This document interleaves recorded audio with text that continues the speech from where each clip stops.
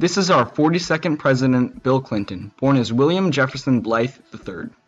He was born in Hope, Arkansas, with his only parent, his mother, Virginia Cassidy Blythe.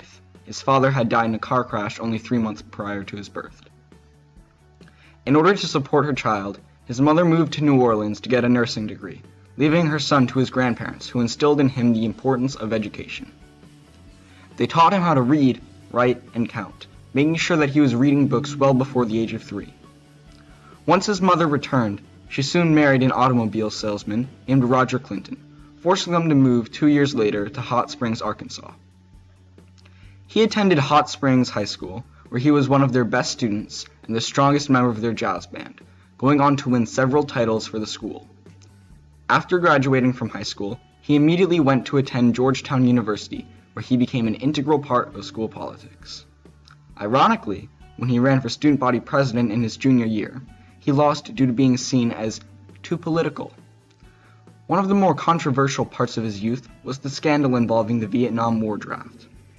After graduating Georgetown, he accepted a Rhodes Scholarship to Oxford.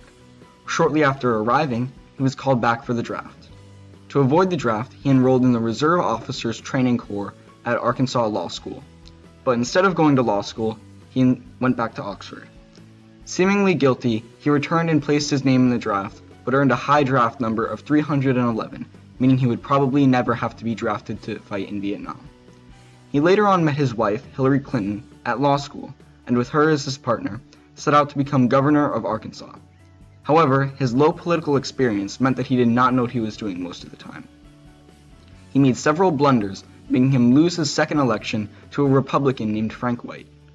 During White's term, Clinton studied diligently and effectively, as he then held the title of governor of Arkansas for the next 4 terms. Bill Clinton began his transition into presidency, promising to focus like a laser beam on the economic needs of the nation. Clinton failed to realize a major goal of his administration: affordable health care insurance for every American. However, some of President Clinton's other health care goals were made law. S-CHIP, a federally supported children's health insurance program, provides medical coverage to all children whose family earns too much to qualify for Medicaid, but too little to afford private health care. The Family and Medical Leave Act requires certain companies to allow up to 12 weeks of unpaid leave to qualifying employees in the event of family or medical emergencies. The goal of the act was to give employees job security during times of crisis. To fix the economy, Clinton battled Congress to secure the adoption of an economic package that combined tax increases and spending cuts. Clinton also signed the North American Free Trade Agreement, known as NAFTA, which reduced tariffs across the country and the continent. As a result of these policies and other economic factors, President Clinton's second term oversaw one of the nation's strongest periods of economic growth. For his social reform goal, he addressed crime by funding 100,000 new police officers throughout the country, banning 18 specific firearms described as assault weapons, and signed the Brady Bill, which implemented background checks on the purchase of firearms. For his goal of welfare reform, Clinton increased funding for food stamps, job training, and child care. The program successfully reduced government dependency over its 6-year lifespan.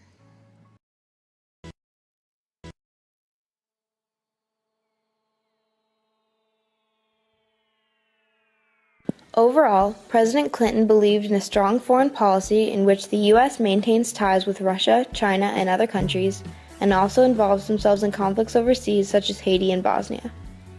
He also created the North American Free Trade Agreement to bring free trade to Mexico and strengthen the economy in North America. First, Clinton wanted to maintain strong relations with Russia and China.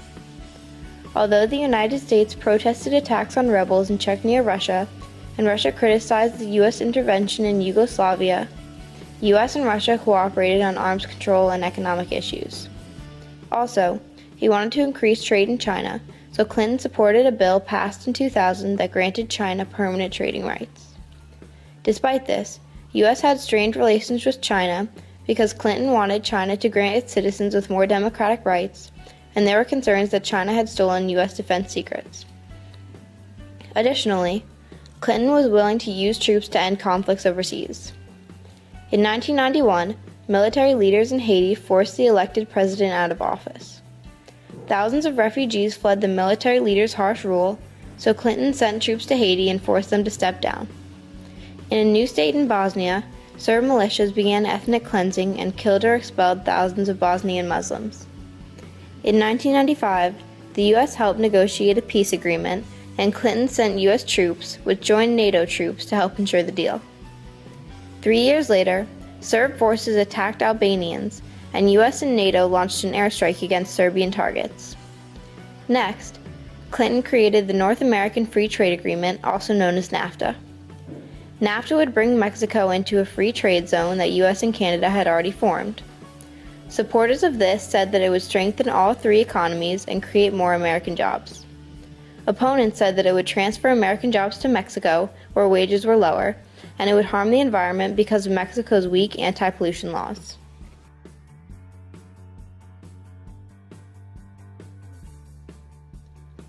Although popularly looked negatively upon, Clinton's presidency shows a major improvement in American life and domestic issues. In the early years of the Clinton administration, things moved quite slowly. In his campaign, Clinton promised to reform healthcare to provide Americans with the proper health treatment and benefits. Although with much effort, nationwide healthcare was never delivered and Congress never fully decided on the issue. However, Clinton strived and succeeded in strengthening the economy, greatly lowering crime with stricter laws, and recovering the federal budget deficit. For the first time in history, the United States had a budget surplus, meaning less tax dollars spent in the federal budget. Clinton drove the unemployment rate down due to a stricter welfare reform. This helped millions transition from welfare to actual careers. Some may argue that the, at the time, growing economy greatly aided Clinton in his success with domestic affairs.